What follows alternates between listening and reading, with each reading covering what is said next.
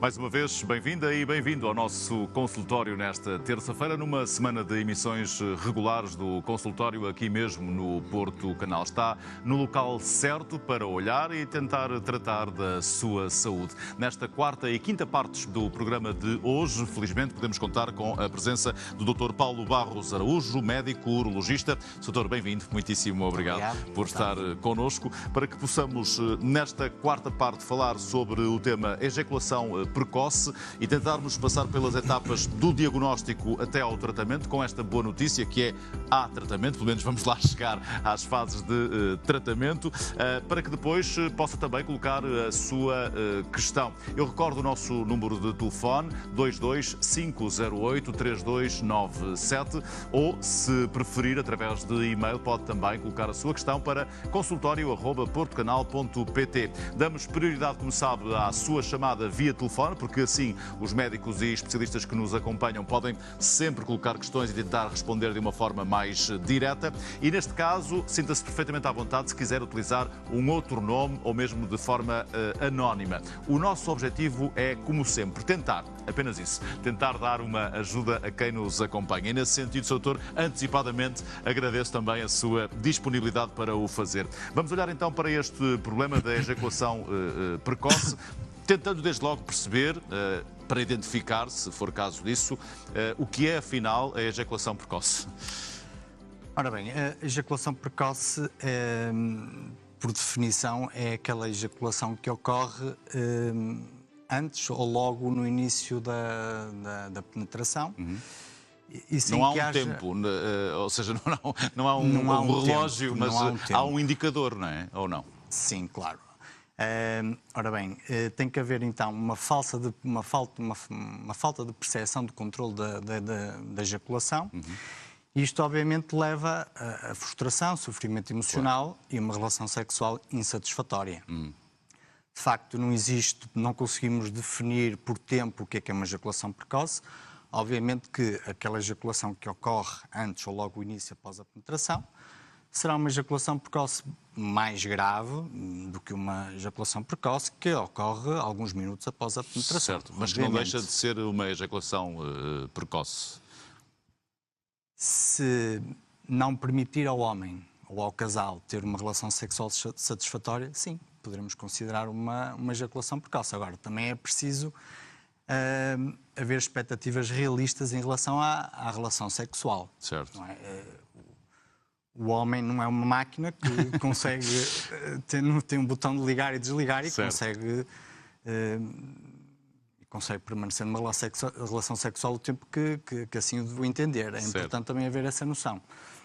Agora, sempre que a ejaculação ocorra antes de uma relação sexual satisfatória, sim, podemos considerar uma ejaculação precoce. Estão identificadas, doutor, as causas para uma ejaculação, para sofrer de ejaculação precoce? Porque podemos estar aqui num universo, se calhar, grande para que isso aconteça, não é? Sim, as causas, isto não há nada assim muito definido. Poderão ser causas biológicas, ou seja, a forma como funciona o nosso organismo. Isto é mais frequente na ejaculação primária, na ejaculação precoce primária, ou seja, aquela ejaculação que ocorre ao longo de toda a vida sexual do homem. No entanto, há outras situações que podem também causar ejaculação precoce. Alguns transtornos inflamatórios, nomeadamente do ponto de vista urológico, prostatites, uma hipersensibilização, não, doutor? Do pénis? Sim. Sim, isso é algo que pode estar na origem da ejaculação precoce. Pronto, lá está, mas isso será mais daquelas situações, pronto, faz parte da biologia do homem. Pronto, a glande, obviamente, é um órgão bastante sensível, nos homens será mais do que outros, mas esse será um mecanismo pelo qual pode ocorrer, de facto, uma ejaculação precoce. Certo. Depois haverá outras situações,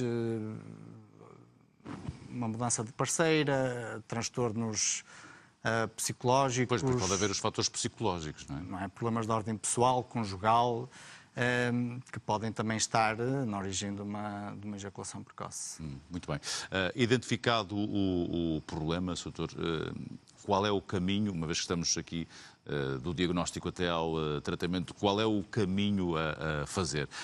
Primeiro, pedir às pessoas para que não vivam sozinhas com este fator, certo? Exatamente. E é por isso que aqui estamos também nós a abertamente falar sobre as questões, porque se há problema maior do que ter o problema, é viver de forma isolada com ele, não é? Obviamente que sim.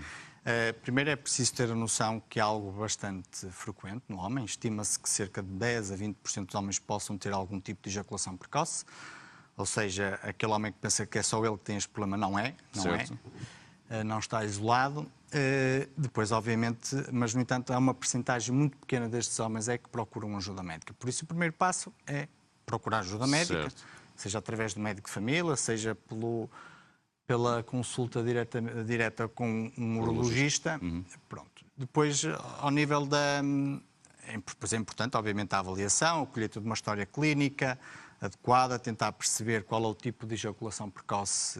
Porque há tipos de ejaculação precoce, certo? Sim. Li alguns que, quando preparava este programa, que há 4 tipos de ejaculação precoce. Exatamente. É isso? Exatamente. Pronto, como já referi anteriormente... Primário, sim. Exatamente. Há sobretudo dois grandes tipos, que é a primária, ou aquela ejaculação precoce que acompanha o homem ao longo da sua vida, e a ejaculação precoce secundária, ou seja, que é adquirida, que acontece em algum momento da vida do homem. Okay. Pronto, e é muito importante isto na parte da colheita da história clínica.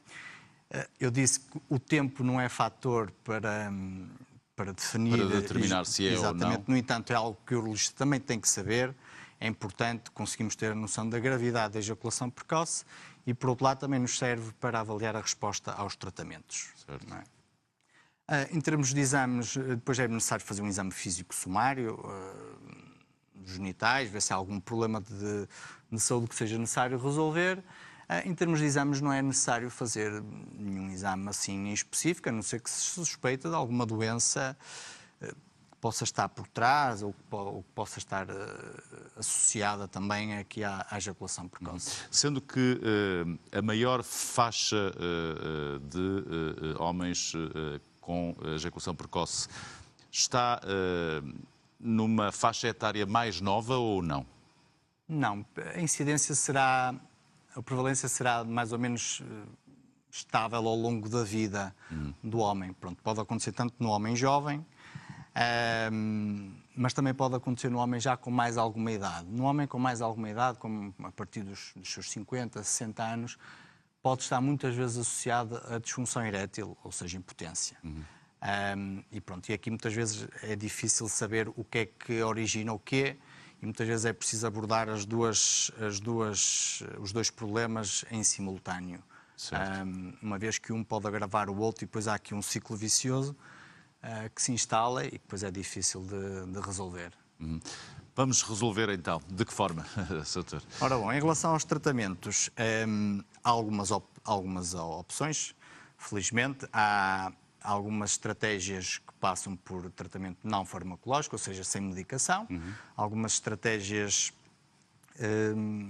ao nível da intervenção psicossexual. Podem ser ensinadas algumas técnicas para tentar controlar ou atrasar a ejaculação. Algumas técnicas para também reduzir a ansiedade, porque é perfeitamente natural que, havendo algumas situações em que a relação sexual não corra como desejado, depois há sempre alguma ansiedade, algum receio. Vai-se agravando a situação. Exatamente, que o problema ocorra novamente. Depois também é importante promover alguma comunicação da parte do casal. Pronto, uma relação sexual é sempre feita a dois, por isso é preciso também alguma colaboração por parte da parceira. Este tipo de estratégias podem ajudar a minorar o problema. E depois há estratégias mais convencionais, com auxílio de medicação, comprimidos. Será eventualmente a estratégia mais eficaz. Algumas medicações permitem atrasar o tempo até à ejaculação. E depois há outras estratégias que podem passar com a utilização de medicações anestésicas. Por exemplo, há um spray que pode ser aplicado diretamente na glande, que retira alguma daquela hipersensibilidade que pode acontecer e também pode ajudar a controlar a controlar a ejaculação precoce. Estando esta questão tantas vezes relacionada, digo eu, dir-me-á se verdade ou não, com a ansiedade, os fatores psicológicos acabam por ser aqui muito importantes, ou seja, podemos estar perante um quadro, diria que multidisciplinar, porque, enfim, podemos estar com o médico urologista, mas podemos também necessitar, eventualmente, de um psicólogo, ou seja, pode haver esta necessidade e sem a intervenção dos fármacos, como falava, não é? Exatamente, exatamente. E muitas vezes é necessária até a combinação dos dois tipos de tratamento, não é? Porque, pronto, isto obviamente o urologista pode dar alguns conselhos, algumas dicas, no entanto, isto nem sempre é fácil de reduzir esses níveis de ansiedade, pois que são perfeitamente normais, que estejam... Mas há uma relação que pode haver aqui uma relação direta da ansiedade com a ejaculação precoce, até pela bola de neve que nós falávamos há pouco. Claro, exatamente. Não é? Isto depois acaba por entrar aqui numa sucessão de acontecimentos e depois é cada vez mais difícil do homem conseguir sair aqui desta situação. Há técnicas eventuais, enfim, agora já entrando numa outra área provavelmente, mas técnicas de relaxamento que podem ser bons auxiliares ou não? Sim, sim. Isto aqui, a ansiedade, a pressa... Sim, isto se nós estivermos a falar, não é se nos focarmos só na ansiedade, porque há outros fatores como vimos, não é? Claro, não, isto aqui é obviamente extremamente importante tentar, pronto, seja pelo apoio de um psicólogo, um psiquiatra, ou o tipo de técnicas que promovam um relaxamento, isto pode trazer benefícios não só à parte sexual, como até à sua saúde em geral e depois também na relação com o parceiro, não é? Na relação conjugal, obviamente que pode haver muitos benefícios que se podem... Certo. Doutor, permita-me que volte ao início da nossa conversa, só para perceber se estão, e neste caso em particular os homens, enfim, perfeitamente à vontade, primeiro, para falar destas questões tão íntimas, porque podemos estar a falar aqui de uma percentagem bem menor do que aquela que realmente existe. E a sua experiência enquanto urologista diz-lhe o quê? Que há uma maior abertura hoje em dia ou não? Ou há uma falsa aparência? Eu vejo na consulta muitos homens com ejaculação precoce, assim como também vejo muitos homens com disfunção erétil. Agora tenho a perfeita noção de que a realidade é muito diferente. Haverá muitos mais homens que não procuram ajuda. Há muita resistência por parte do homem em reconhecer o problema. Certo. Depois acham que não terá solução, principalmente nos ejaculadores precoces primários. Eles estão habituados, eles sempre foram assim. O primário é o que aquilo, acompanha a vida. Exatamente, o homem ao longo de toda a vida. Não há ali nenhum episódio. Exatamente, e muitas vezes podem ter noção que aquela é a normalidade e por isso também podem não procurar. Depois há sempre alguma vergonha em reconhecer o problema. O que é que podemos fazer enquanto sociedade para eliminar essa resistência? Porque o que me parece é que, e já falamos sobre isso, que é, se há um problema, se a pessoa se isola com o problema, não há forma de ajudar e o problema não se resolve assim. Obviamente que não, se não procuram ajuda, é impossível obviamente. Sim, mas de que forma é que nós podemos, enfim, é bom estarmos aqui a falar sobre esta questão, já é um primeiro passo. Primeiro é importante saber que o problema existe, que o problema... que ele não é um caso isolado. Exatamente, que é frequente.